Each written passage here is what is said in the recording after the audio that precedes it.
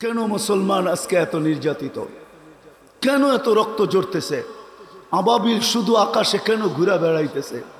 ওর পাঞ্জা এখনো তো আছে, ওর অস্তিত্ব তো এখনো আছে, ওই পাথরগুলো তো এখনো আছে যেগুলো হাতিয়ালার উপরে বর্ষিত হয়েছিল, যাদেরকে পাউডার বানায় দিছিলেন। ওই আবাবিল এখন আকাশে ঘুরে কেন? ওকে কি এই জন্য অস্তিত্ব যে আকাশে ঘুরে বেড়াবে? আমার বিবেক তো বলে আবাবিল এই জন্য অস্তিত্ব না। আবাবিলের অস্তিত্ব এই জন্য ছিল, যখন ইসলামের বিরুদ্ধে হাতি আসবে, আল্লাহ রসুলের বিরুদ্ধে হাতি আসবে, তো আবাবিল নিজের ইচ্ছায় পাঞ্জায় ওই পাথর উঠাবে আর ওই হাতিওয়ালাদের উপরে মারবে আর ওদেরকে পাউডার বানায় দুনিয়াকে দেখায় দিবে। আবাবিল তো মনে হয় এই জন্য ছিল। মশা তো এই জন্য ছিল না যে গাজীপুরের মানুষকে কাটতে থাকবে আর ডেঙ্গুর সিরিয়াল হাসপাতালে লাগতে থাকবে। আমার তো বিশ্বাস মশা এই জন্য তৈরি হয় না। মশা তো তৈরি হয়েছিল এই জন্য, নমরুদ যখনই দুনিয়াতে অস্তিত্ব নিবে আর খোদাই দাবি করে বাহির হবে যে আমি অল ইন অল, তখনই মশা তার কাজ দেখাবে। নমরুদি বাহিনীকে যেরকম মাটির সাথে নিঃশেষ করছে, মিশায়া দিছে, নমরুদকে 400 বছর জুতার বাড়ি খাইতে বাধ্য করছে। দুনিয়ার ইতিহাসে একটাই মশা পাওয়া যায় যার বয়স ছিল 400 বছর, যেটা নমরুদের নাকে ঢুকছিল, তাও ল্যাংরা। আমাদের তো ভালো ল্যাংরা না, হাসার বিষয় না, বাবার বিষয়। আমি বাবাইতে চাইতেছি আপনাদেরকে, বিশেষ করে যুবক সমাজকে পায়ে হাত দিয়া বাবাইতে চাইতেছি। আমি ফিলিস্তিনের বিরুদ্ধে চাইতেছি না। বসনিয়া আপনারা দেখেন নাই, বসনিয়া গণহত্যা বসনিয়াও হয়েছে, বসনিয়া আপনারা চোখে দেখেন নাই। আমি ফিলিস্তিনের বিরুদ্ধে যেতেছি না। ফিলিস্তিন আপনারা দেখেন নাই, আমি চোখে দেখছি। আপনারা দেখেন নাই, মিডিয়ায় দেখছেন ফিলিস্তিন, চোখে দেখেন নাই ফিলিস্তিন। আজকে মুসলমান কেন নির্যাতিত? রব্বে কাবার কসম, মুসলমান আজ যদি মুসলমান 3টা কাজ না করলো, আজকে যদি এই মজলিস থেকে যদি আমরা 3টা জিনিসের আপনি আর আমরা প্রতিবাদ করতেছি, আমি প্রতিবাদের বিরুদ্ধে না, গাজাওয়ালারা প্রতিরোধ করতেছে, ঠিক না?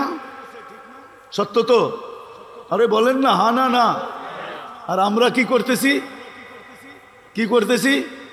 এই মজমায় কয়জন আছে যেদিন থেকে গাজায় হামলা শুরু হয়েছে যে আমি ডেলি 2 রাকাত নফল নামাজ সালাতুল হাজাত গাজা আলাদের জন্য পড়ছি, আর সেজদায় যায় আল্লাহর সামনে চোখের পানি জড়ায় বলছি, মালিক তুই জানিস আমি কোথায় আছি, তুই জানিস আমার ক্ষমতা কতটুকু আছে, আমি ওদের সঙ্গ কতটুকু দিতে পারবো।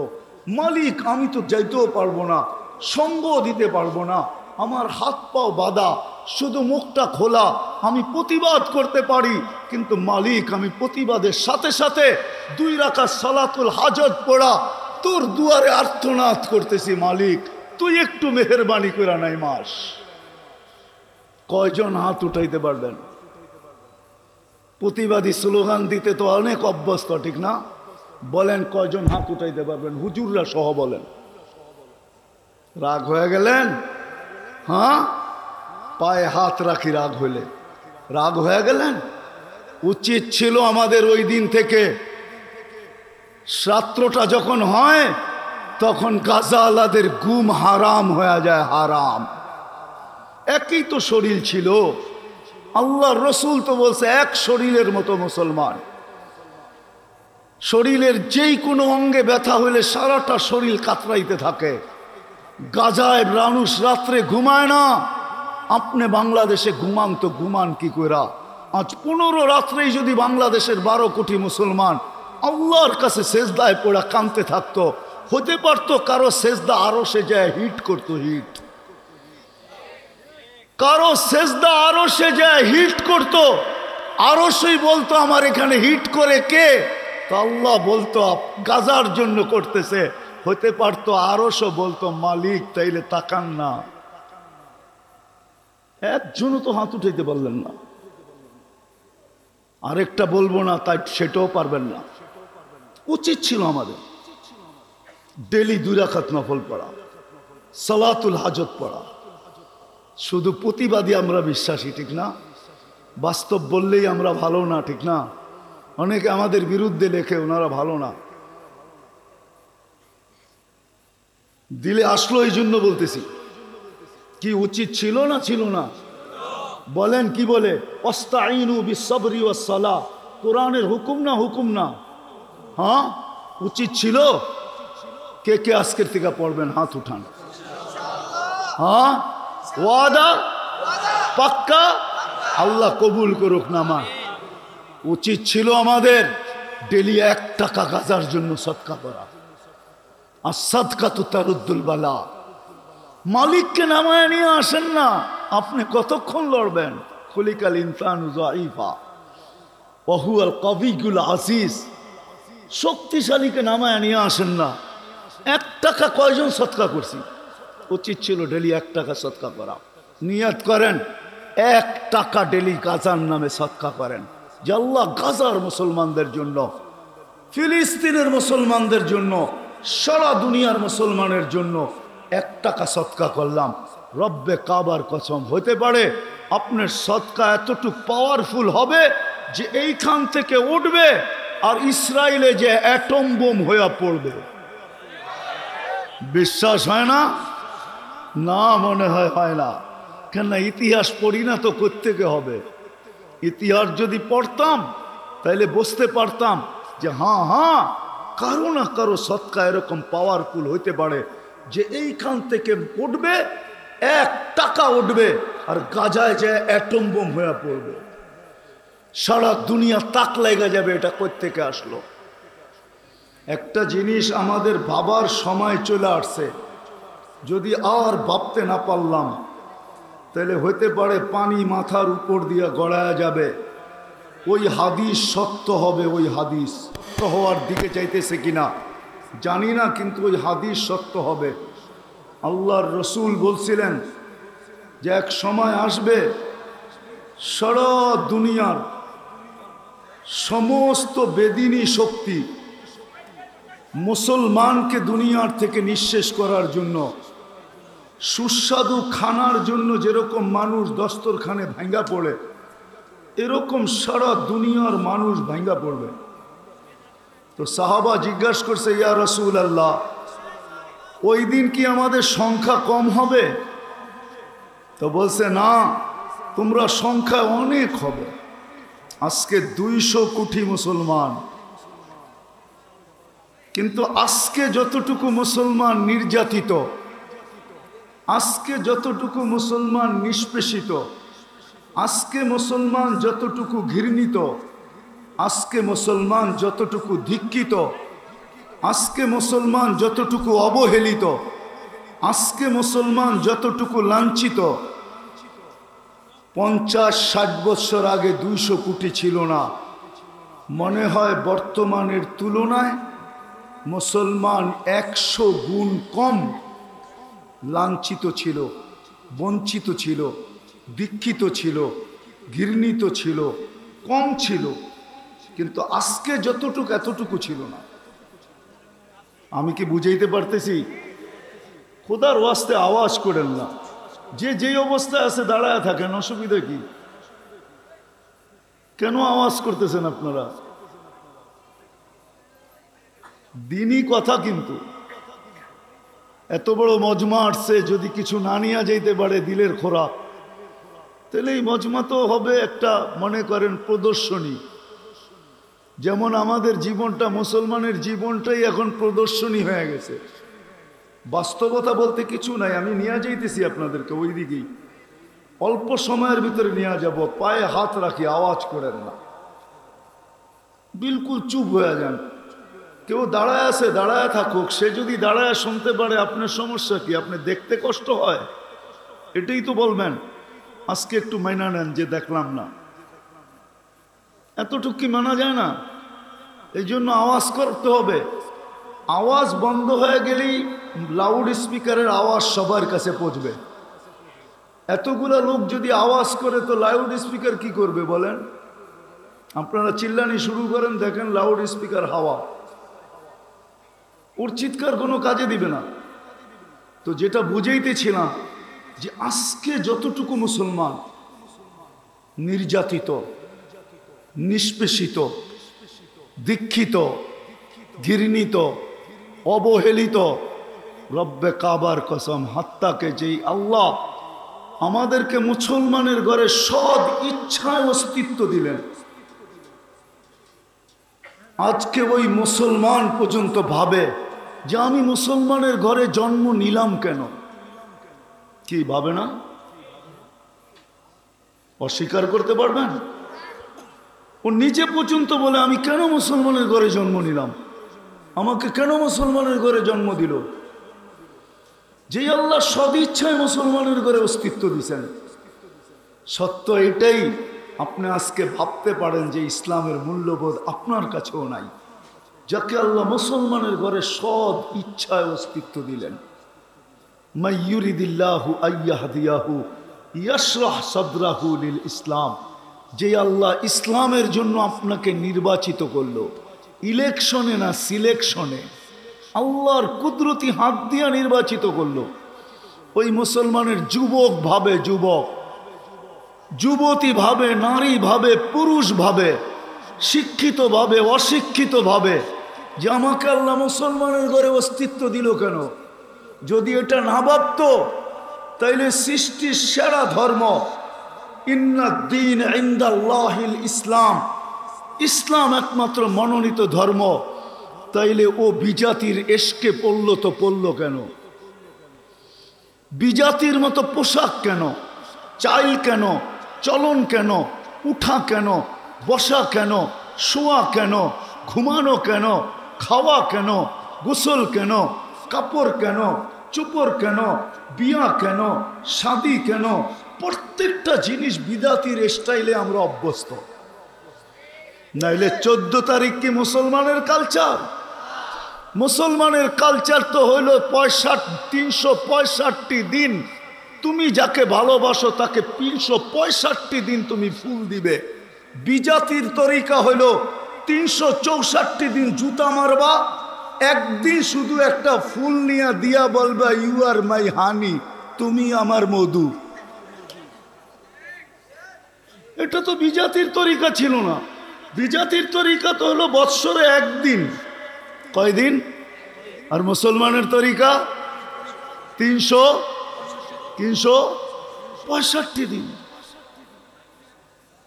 মানুষকে ভালোবাসবে 365 দিন।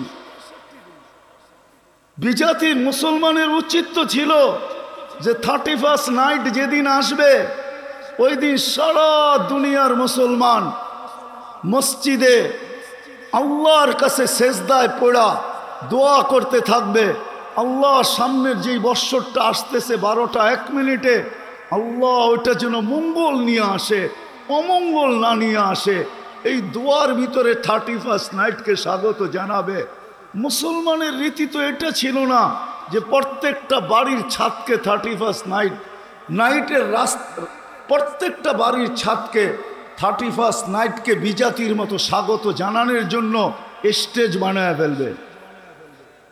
এটা কি ছিল? বিজাতিও তো এতটুকু করে না। আমি তো 31st নাইট আমেরিকাতে দেখছি, এত তো করে না যত বাংলাদেশে করে। আমি তো 14 তারিখও আমেরিকাতে দেখছি, এত ফুল তো কেউ কিনে না যত ফুল বাংলাদেশে কিনে।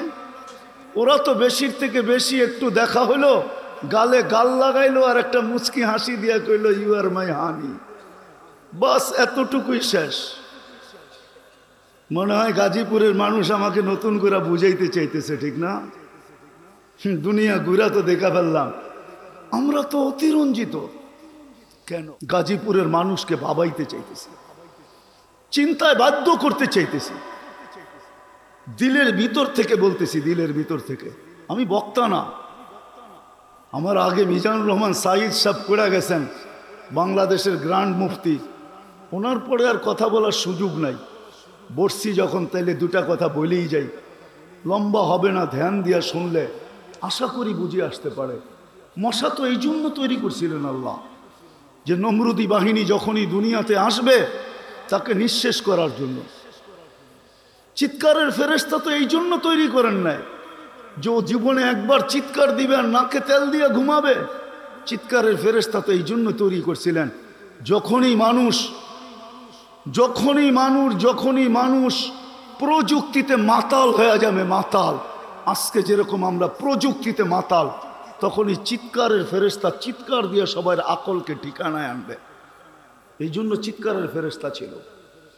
আমি তো চোখে দেখে বলতেছি, কওমে সালেহকে ধ্বংস করছে ওই গ্রাম আমি দেখে আসছি, ওই শহর আমার দেখা আছে, এই দুই চোখে দেখা আছে, ওই বাড়িঘর আমার দেখা আছে। যারা পাহাড় খচিত করে বাড়ি বানাইতো, বলতো জমিন তো পেশাব পায়খানার জন্য, চাষাবাদের জন্য, এটা থেকে বাস করার জন্য নাকি? ওরা পাহাড়ে বাস করতো, পাহাড়ে এখনো রাখা আছে। অ্যাড্রেস নিয়ে যান আমার থেকে। বাতাসের ফেরেশতা তো আল্লাহ এই জন্যই তৈরি করছিলেন যে যখনই দুনিয়াতে আল্লাহ আল্লাহর রসুলের বিরুদ্ধে কেউ মান আসাদ্দু মিন্না কুওয়া, সুপার পাওয়ার বইলা দাঁড়াবে, ওকে খেজুর গাছের মতো ধরাশায়ী করার জন্যই বাতাসের ফেরেশতা তৈরি। 120 ফিট লম্বা ছিল কমে আজ। মাথার ডাচা খুলি আমার এই দুই চোখে দেখা আছে, এই দুই চোখে এখনো রাখা আছে। যান আপনারা দেখা আসেন। আমার কাছে কিতাবি এলেম নাই, চোখে দেখা এলেম আছে। আমি দেখে আসছি, আপনারাও দেখা আসেন। 6 ফিটের মানুষ একটা এইদিকে দাঁড়াবে, একটা এইদিকে দাঁড়াবে, দুইজনকে পরিপূর্ণ দেখবে না, ওই মাথার খুলির উপর দিয়া। এত বড় মাথার খুলি। বাতাসের ফেরেশতা তো এই জন্য বানাইছিলেন। পানি তো এই জন্য বানায় না যে প্রতি বছর আসবে আর বাংলাদেশকে ডুবায় থুয়ে চলে যাবে। পানি তো বানাইছিলেন আল্লাহ, যারা এগ্রিকালচারের নিশায় মাতাল হয়ে যাবে, আল্লাহ আল্লাহ রসুল থেকে দূরে সরে যাবে, পানি ওদেরকে জমিনের সাথে মিশায়া দিবে। এই জন্যই তো পানি বানাইছিলেন। নাইলে 600 কিলোমিটারের ড্যাম কওমে সাবার, যে এগ্রিকালচারের প্রশংসা আল্লাহ নিচে করেন, জান্নাতানি আন ইয়ামিন ওয়া জান্নাতানি আন শিমাল বালদাতুন তাইয়্যিবাতুন রব্বুন গফুর। আমি 4 বার গেছি ওইখানে, 4 বার। পানি তো ওদের জন্য তৈরি করছেন। আজকে কারণ কি? কারণ বলেই আমি শেষ করতেছি। কারণ কি আজকে? কেন মুসলমান এত লাঞ্ছিত, মুসলমান এত দীক্ষিত? বলার আগে আরেকটাও বলি, কোন সাজে আমরা সাজি নাই? বিজাতির কোন সাজটা বাকি আছে যেই সাজে আজকে মুসলমান সাজে নাই? কোন সাজ বাকি আছে? কয়েকজন হুজুরের কথা, হুজুর কয়জন পার্সেন্টেজে বাংলাদেশে? কয়জন? হুজুরের কথা বাদ দেন, তাবলীগালা দিনদার কয়জন? 1% না বাংলাদেশে। হুজুর কয়জন দুনিয়াতে? বাকি 99%ই তো আমরা ওদের সাজে সেজে গেলাম। ওদের মতো বিয়া, ওদের মতো শাদি, ওদের মতো খাওয়া, ওদের মতো 3 কোয়ার্টার, ওদের মতো হাফ কোয়ার্টার, ওদের মতো টি শার্ট, ওদের মতো জিন্সের প্যান্ট, ওদের মতো টাই, ওদের মতো চেহারা। সকাল হইতে দেরি, শেভ করতে দেরি করি না। সব রঙিন তো ওদের রঙে রঙলাম, কিন্তু তারপরও তো ওরা আমাদেরকে বুকে নেয় না, পিঠেই রাখে। আর কবে নিবে আপনাকে বুকে? মুসলমানও আমি নিয়ে যেতেছি জায়গায়, রব্বে কাবার কসম, যাকে আল্লাহ মুসলমানের ঘরে সদ ইচ্ছায় অস্তিত্ব দিছেন, সর্বশ্রেষ্ঠ নবীর উম্মত হিসাবে যাকে আল্লাহ নির্বাচিত করছেন, রব্বে কাবার কসম, যতই আমরা ওদের রঙে রঙ্গি না কেন, আমি দুনিয়া ঘুরা বলতেছি, ঘুরা। এই পোশাকেই তো দুনিয়া ঘুরি। একটা তো এটা তো হয় নাই। রব আলহামদুলিল্লাহ, সুম্মা আলহামদুলিল্লাহ, 99টা হয়ে গেছে। দোয়া করেন যেন সেঞ্চুরিও পুরা হয়। আমি তো ঘুরা বলতেছি, তোমরা আমাদেরকে মিডিয়া দিয়ে কি বুঝাবে? গুগল দিয়ে তোমরা আমাকে কি বুঝাবে? আমি তো চষতে চষতে চোখের পাওয়ার নষ্ট করে ফেলছি, পায়ের জুতা ক্ষয় করে ফেলছি। এই জন্য ভিতর থেকে বলতেছি, যতই আমরা রঙিন হই না কেন, রব্বে কাবার কসম, আল্লাহ বলে লা ইয়ানজুরু ইলা সুয়ারিকুম ওয়ালা ইলা আজসামিকুম। সারা দুনিয়ার বিজাতীয় বলে লা ইয়ানজুরু ইলা সুয়ারিকুম, আমরা তোমাদের রূপ রেখার দিকে দেখি না, আমরা দেখি তোমাদের, এটাকে কি বলে, আমরা দেখি তোমাদের, আরে সফটওয়্যার দেখি আমরা, সফটওয়্যার। আমরা তোমাদের সফটওয়্যারে যা দেখি কে কে ধর্মের জায়গায় ইসলাম লেখা আসছো আমরা এটা দেখি, আমরা তোমাদের এই রূপরেখা দেখি না যে তুমি আমার মতো শেভ করলে কিনা। কোন দেশের মানুষ কেস করছে 2020-এ করোনার বিরুদ্ধে? কে কেস করছে? হ্যাঁ করছে মনে হয়, হইতে পারে, মাঝে মাঝে মিডিয়ায় দেখি। আকল ছাড়া মানুষ, ঠিক না? নাম বললাম না, মাঝে মাঝে দেখি গরমের বিরুদ্ধে কেস করে। হ্যাঁ, ওরে নিয়ে গেলে মনে হয় পাপনাও রাখবো না, কইব আমাদের এখানে রুগীর একটা কোয়ালিটি আছে, এটা কোয়ালিটি ছাড়া রুগী, এটা চলবো না আমাদের, ঠিক না? ঠিক না? করোনার বিরুদ্ধে কে কেস করছে? তো যেটা বলতেছিলাম মেরে দোস্ত, এতক্ষণ পরে ঠিক জায়গায় এসে যেটা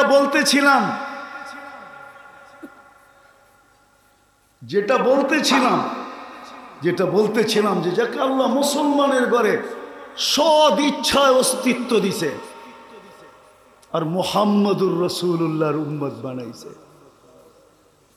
রব্বে কাবার কসম, কোরআন আমাকে বলে, আজকে হয়তো আমিও ভাবি মুসলমানের ঘরে জন্ম নিয়ে কি লাভ হইল, কিন্তু একদিন আসবে অবশ্যই যেদিন সারা দুনিয়ার কাফের জাহান্নামে যাওয়া মুসলমানদেরকে টিটকারি করবে, ব্যঙ্গ করবে যে ইসলাম তোমাদেরকে কি কাজে দিল। ওই দিন আল্লাহর রহমত যখন জোশে উঠবে আর আল্লাহ জিবরিল আলাইহিস সালামকে বলবে আখরিজ, যে সারা জীবন ধর্মের জায়গায় মুসলমান লিখতে লিখতে কবরে চলে আসছে, জীবনে কিছু থাকার না থাক ওকেও বাহির কর। যখন বাহির করবে তো সারা দুনিয়ার কাফের চিৎকার দিবে লাউ কুন্না মুসলিমিন, হায় আমরা যদি নামদারি মুসলমান হইতাম। ওই দিন বুঝে আসবে ইসলামের মজা, চিরদিনের জন্য দুজক থেকে বাহির হবে, চিরদিনের জন্য জান্নাতে যেয়ে ঢুকবে। আজকে যদিও নাকি আমরা ভাবি উম্মতে মুহাম্মদী হয়ে লাভ হইল কি, কিন্তু না, আজকে হয়তো বুঝে আসতেছে না। যদিও আল্লাহ বুঝানোর মতো নিদর্শন দিছেন যে দুনিয়া উম্মতে মুহাম্মদী সবার মাথায় তাজ পরায়া দিছি একটা, সেটা হলো ওয়ালাকাদ কাররামনা বনি আদম, মানুষ সৃষ্টির ভিতরে সেরা। উম্মতে মুহাম্মদী তোর মাথায় তাজ পরাইছি দুইটা। কুনতুম খায়রা উম্মা, এটা দ্বিতীয় তাজ। প্রথম তাজ তো হলো ওয়ালাকাদ কাররামনা বনি আদম, মানুষ সৃষ্টির সেরা। দ্বিতীয় তাজ হলো দ্বিতীয় তাজ হলো কুনতুম খায়রা উম্মা, এটা হলো দ্বিতীয় তাজ আমাদের মাথায় পরানো। যদিও উম্মত হওয়ার কারণে দুইবার আল্লাহর কুদরতি হাত লাগছে আমাদের গায়ে, একবার জন্মলগ্নে, একবার বাছাই করবে হুয়াজতাবাকুম, আল্লাহ আমাদেরকে বাছাই। যুবক জানো না তোমাকে উম্মতে মুহাম্মদীর অন্তর্ভুক্ত করার জন্য আমি তো আমারটা দিয়ে বুঝাইতে চাই। আমার মনে হয় লক্ষ কোটি মানুষকে আল্লাহ কুদরতি হাত দিয়া বাছাই করার পরে আমি যখন কুদরতি হাতে উঠছি তো আল্লাহ আমাকে উম্মতে মুহাম্মদীর অন্তর্ভুক্ত করে রেখে দিয়েছে। যখন কুদরতি হাতে আমি উঠছি, না হইলে কোটি মানুষকে আল্লাহ কুদরতি চোখ দিয়া দেখছেন, পছন্দ হয় নাই। আমার উপরে যখন কুদরতের চোখ পড়ছে তো আল্লাহ কুদরতি হাত দিয়া মুহাম্মদ রাসূলুল্লাহ উম্মত বানায় রেখেছে। আজকে বুঝে আসতেছে না, কিয়ামতের মাঝে বুঝে আসবে। আজকে মুসলমান নির্যাতিত হওয়ার জন্য, নিষ্পেষিত হওয়ার জন্য সবচেয়ে বড় কারণ তিনটা, আর কিচ্ছু না। মুসলমান এখনো তওবা করে ফিরে নাই, যদিও বারবার সিগন্যাল দিতেছেন লিউযিকাহুম বাযাল্লাযী আমিলু লাআল্লাহুম ইয়ারজিউন, যদিও কোরআন চিৎকার দিতেছে মুসলমান তওবা কর, ফিরায়, কিন্তু মুসলমান এখনো ফিরতে চাইতেছে না। আমি আজকের এই মজমাকে বলবো, পায়ে হাত রাখা চলেন এই মজমা আজকে আমরা মনের থেকে আল্লাহর কাছে তওবা করি যে আল্লাহ আর আমাদের দিলে বিজাতির ভালোবাসাকে আমরা স্থান দিব না, বিজাতির ইশক মোহাব্বত ভালোবাসা আমরা আমাদের দিলের ভিতরে স্থান দিব না, বাহির করে দিলাম। আল্লাহ তওবা করতেছি, এতদিন আমরা আসক্ত ছিলাম, এতদিন আমরা আসক্ত ছিলাম, ওটার থেকে তওবা করলাম। রাজি তওবা করতে? হ্যাঁ, আল্লাহ কিন্তু প্রথম আকাশে এখন তাকায় আছে, শুধু তাকায় নাই, ডাকতেছে, হাল মিন মুস্তাগফির ফাগফির আল্লাহ, কে আসিস? হায় হায়, জানি না বুঝবেন কি বুঝবেন না। সারাদিন হাত প্রসারিত করে বসা থাকে যে কেউ আসুক আর তওবা করুক। রাত্রের 3 ভাগের 1 ভাগ পর্যন্ত হাত প্রসারিত করে বসা থাকে যে কেউ আসুক আর তওবা করুক। 3 ভাগের 1 ভাগ যাইতে দেরি, আল্লাহ নাইমা আসতে দেরি করেন না। আমাদের দিকে তাকায় না, বন্ধুর দিকে তাকায়, বন্ধুর দিকে। কেননা বন্ধুর সাথে প্রতিশ্রুতি দিছি, বন্ধুকে লজ্জিত করব না, বন্ধুকে লজ্জিত করব না, রাজি করে ছাড়বো। উম্মতকে যদি মাপ না করলাম, উম্মতকে যদি মাপ না করলাম, উম্মত যদি মাপ না পাইলো, তাইলে বন্ধু লজ্জিত হয়ে যাবে। এই জন্য 3 ভাগের 1 ভাগ পর্যন্ত হাত প্রসারিত রাখেন, তারপরে আর প্রসারিত করেন না। প্রথম আকাশে নাইমা ডাকতে শুরু করেন, হাল মিন মুস্তাগফির। এখন কিন্তু ডাকতেছেন, রাজি তওবা করতে? হাত উঠায়া বলেন তাইলে যে বিজাতির ইশক আর মোহাব্বত থেকে তওবা করলাম। সত্য পাক্কা দিলের ঠিকানা, মানে মুখের ঠিকা নামান? তাইলে দিলের ঠিকা হলে আমি বলতে পারি কসম খায়া গুনাহ মাফ। আর যদি মুখের ঠিকা হয় তাহলে আব্দুল কাদের জিলানির কথা সত্য, লিসানুকা মুমিন, তোর মুখটা মুসলমান, কলবুকা মুনাফিক, তোর দিলটা মুনাফিক। দ্বিতীয় যেটা মুসলমান, দ্বিতীয় ইশকের থেকে বাহির হইতে হবে। এইখানে শুধু আল্লাহ আল্লাহ রসুলের ইশক, ভালোবাসা জায়গা দিতে হবে। পারবেন? যুবক, তোর পায়ে ধরি, কেন দিবি না? তোর জন্য চোখের পানি শুকায় নাই। মুহাম্মদুর রাসূলুল্লাহ কোনোদিন চোখের পানি শুকায় নাই, কিতাবে এটাই পাওয়া যায়। যতদিন বেঁচে ছিলেন চোখের পানি শুকাইতো না। জিবরিল মিকাইল জিজ্ঞাসা করছেন, মা জালা আরাকা তাবকি, যখনই দেখি কাঁদেন কেন? বসে জান্নাত জাহান্নাম দেখা আসার পরে উম্মতের জন্য চোখের পানি শুকায় না। তোমার আমার জন্য চোখের পানি শুকায় না। ওই দোজাহানের বাদশাহ, ওই মুহাম্মদুর রাসূলুল্লাহ। হ্যাঁ, আমরা তো নবীও চিনলাম না, নিজেকেও চিনলাম না, না নিজের দাম জানলাম, না নিজের কাম জানলাম। আমরা তো মোহাম্মদ চিনি না, শুধু নামটাই জানি, ব্যক্তিত্ব তো জানি না। কত বড় ব্যক্তিত্ব মুহাম্মদুর রাসূলুল্লাহ। চলেন আর একটু আগায় দেখি দিলে লাগে কিনা, কারো দিলে ব্যাখাপাত হয় কিনা, ব্যথা লাগে কিনা, দিলে গাথে কিনা। মৃত্যু লগ্নে যখন দুনিয়ার থেকে বিদায় নিতেছেন, মালাকুল মউত হাত রাখবে, ওই মুহূর্ত চোখে পানি। জিবরিল জিজ্ঞাসা করতেছে, আতাব কি, এখনো কাঁদেন? বলছে, জিবরিল কেন কাঁদবো না, এক প্রশ্নের জবাব তো এখনো বাকি। অথচ 9টা ফ্যামিলি, যার 9 স্ত্রী ছিলেন, কারো ঘরে খাবার ছিলেন না, তেল জ্বালা, বাতি জ্বালানোর মতো তেলও ছিল না। যদি থাকতো তাহলে আম্মা জান কোনোদিন এই কথা বলতেন না, আয়েশা রাদিয়াল্লাহু তাআলা আনহা কোনোদিন এই কথা বলতেন না, আম্মা এই কথা কোনোদিন বলতেন না যে খিদার তাড়না এতটুকু ছিল যে তেল জ্বালান, বাতি জ্বালানের তেল থাকলে পান করে নিতাম, পান। আপনি বলবেন ওইখানে কি কেরোসিন দিয়া বাতি জ্বালাইতো? না, ওই যুগে কেরোসিনের আবিষ্কার হয় নাই। ওই যুগে জাইতুনের তেল দিয়ে বাতি জ্বালানো হতো, বা যেটা ছিল ওটা দিয়ে জ্বালানো হতো, ওটা সর্বকাজে ব্যবহার হতো। 9 ঘর এমন ক্ষুধার্ত, নিজে ক্ষুধার্ত, কয়েক বেলা পর্যন্ত খাওয়া মিলে নাই। হাসান হোসাইন ক্ষুধার্ত। কেমন, কোন হাসান হোসাইন?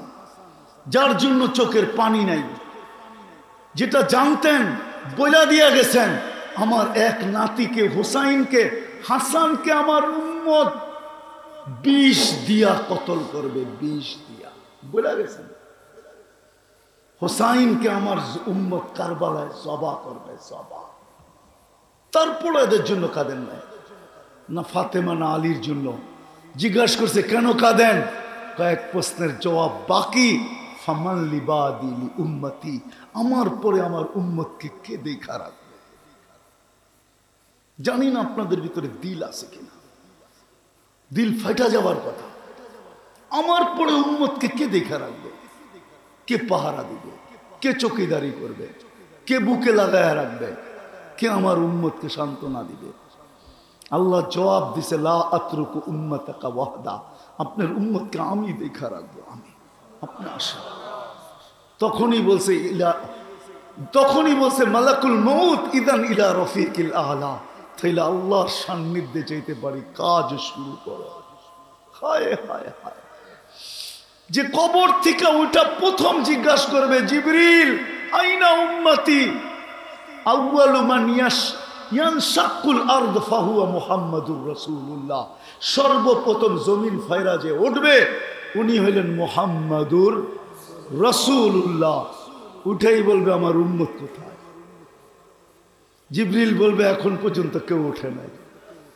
হায় হায় হায় হায়, চলেন আর একটু আগে দেখি আপনাদের দিলে ব্যথা লাগে কিনা। আমার দেশে আমার জাতি ইউনিয়ন পরিষদের চেয়ার পাওয়ার জন্য আজ পর্যন্ত বাংলাদেশে কত মানুষের জান গেছে। মরতেও দ্বিধা করে না, মারতেও দ্বিধা করে না, শুধু ইউনিয়ন পরিষদের একটা চেয়ার পাওয়ার জন্য। এটা কি বিরাট বড় একটা চেয়ার? অথচ কিয়ামতের দিন আপনার আর আমার নবী মাকামে মাহমুদ পাবে, মাকামে মাহমুদ। জানেন যেই চেয়ারটা আল্লাহ কুদরত দিয়া বানাইছেন একটাই, আর দ্বিতীয় না, যেটা আল্লাহর কুরসির পাশে লাগানো হবে, কুরসির পাশে ডান দিকে। আমাদের নবীজি যাবে, আল্লাহ হুকুম দিবেন বসেন, ফাতাহাজ্জাত বিহি নাফিলাতাল লাক আসা আইয়াব আসাকা রব্বুকা মাকামাম মাহমুদা। এটাই তো এই চেয়ার। বসেন না, হাত রাইখা দাঁড়ায় থাকবে, বসবে না। আল্লাহ জিজ্ঞেস করবে, বন্ধু কেন বসেন না? বসে উম্মতকে প্রতিশ্রুতি দিয়ে আসছি, মাওয়াইদুকুমুল হাউজ, বলে আসছি চিৎকার দিয়া, হাউজে কাউসারে সাক্ষাৎ হবে। আমি যদি বসা যাই তো পিপাসিত উম্মতকে কে পানি পান করাবে? আমি বসবো না, আমি তো হাউজে কাউসারে ছুটা যাব। আমি অঙ্গীকার অনুযায়ী উম্মতকে নিজের হাতে পানি পান করাবো, নিজের হাতে। বসবে না। বলবে তারপরে, বলছে তারপরেও বসবো না। কেন? মিজানের কাছে ছুটা যাব। কেন যাবেন? আপনি প্রতিশ্রুতি দিছেন, বাস্তবায়ন করব তো করব কোথায়? দেখবো উম্মতের পাল্লা সামনে ঝোঁকে কি ঝোঁকে না।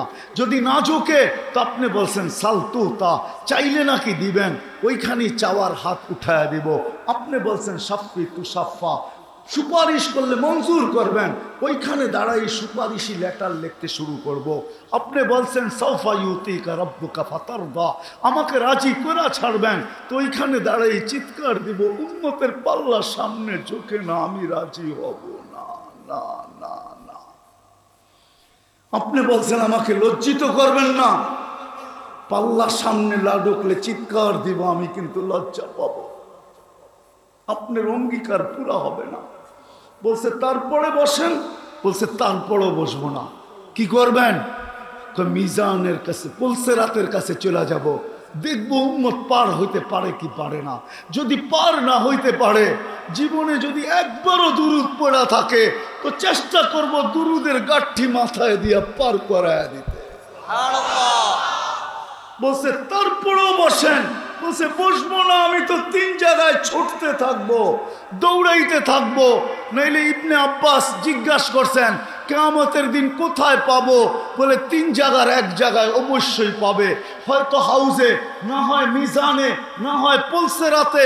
আমি এই 3 জায়গায় ছুটতে থাকবো আর মুখ দিয়ে চিৎকার দিতে থাকবো, উম্মতি উম্মতি উম্মতি উম্মতি।